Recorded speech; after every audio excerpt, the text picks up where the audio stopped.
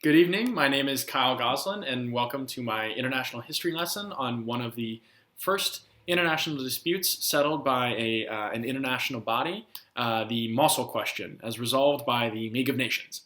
So I'm going to divide my lesson into two sections.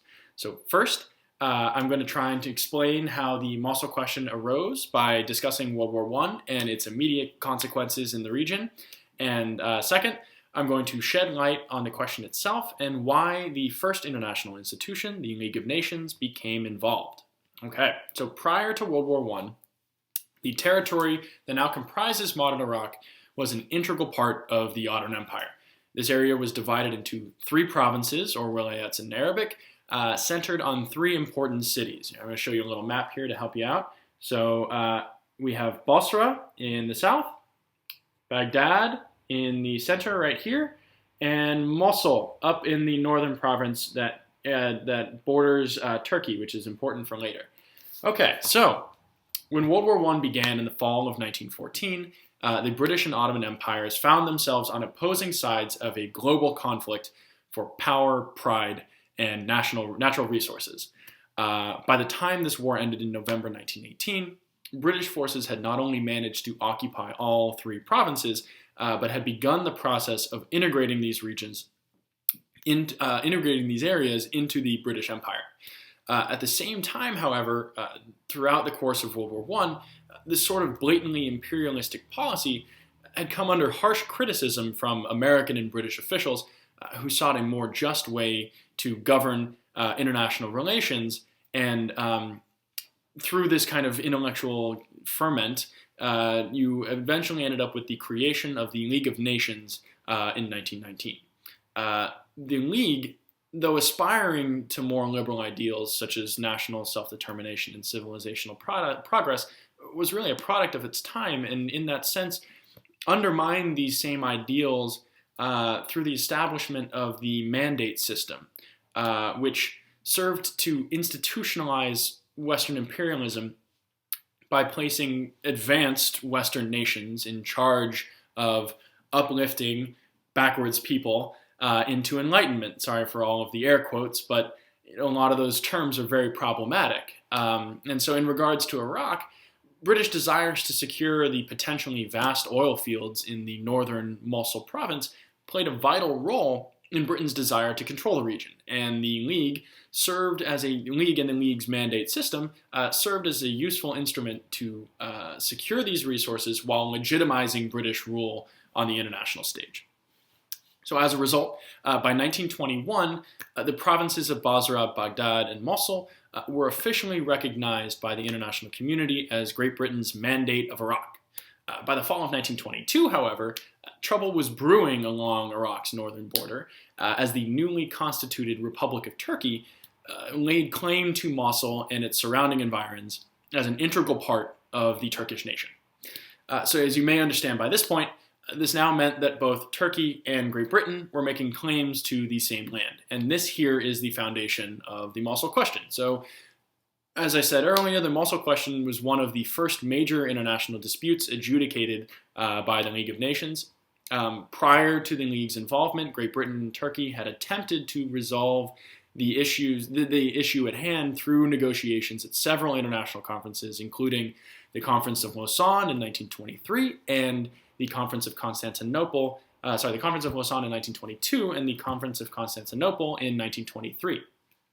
But the two parties remained at an impasse because of the question concerning Mosul and Mosul's valuable oil fields.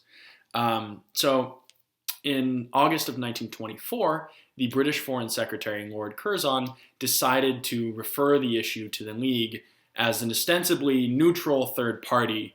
For the British, this made sense because they felt they were able to use the League to their advantage in resolving these kind of international disputes.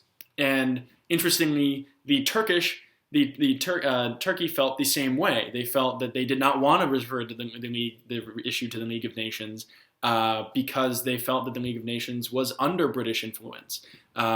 Turkey, unfortunately, didn't have any other options because there is the threat of war a war that Turkey could not win. And so referral to the League of Nations became kind of the last option available to both parties. So as a result, even still, the question of the League's impartiality would dog the negotiations, and these questions have remained until today. At the time, so that the League Council, similar to the UN Security Council, heard arguments from British and Turkish representatives who sought to demonstrate that Mosul was an integral part of Turkey, respectively. These arguments were organized into 5 categories: ethnic, historical, strategic military, economic, and political.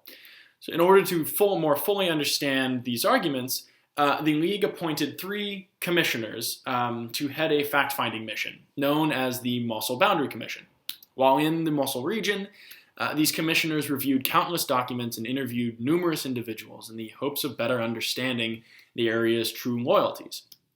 And by the end of their inquiry, the commissioners had internalized the British officials' vision of a Mosul integrally connected to Baghdad and Basra, a fact which British authorities had worked hard to ensure through 7 years of repression and public works projects.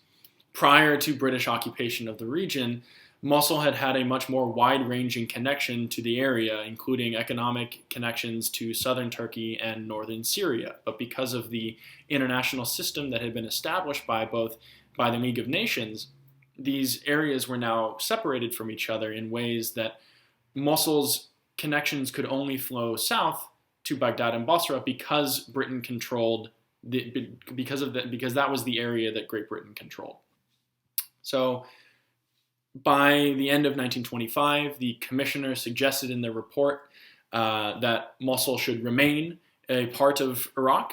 And though Turkish officials were truly dismayed by this report and threatened to not respect the report and the Council's ultimate decision, these officials were eventually placated by an agreement with Great Britain in 1926 concerning the region's oil reserves. And so as a result, by mid-1926, the border between Turkey and Iraq was officially recognized by both parties, and that border remains to this day.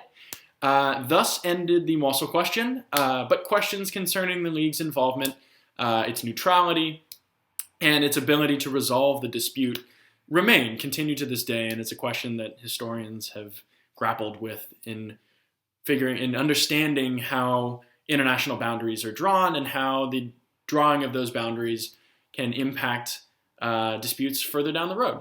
That's a question for another day, but for now, that was the Mosul question. Thank you very much.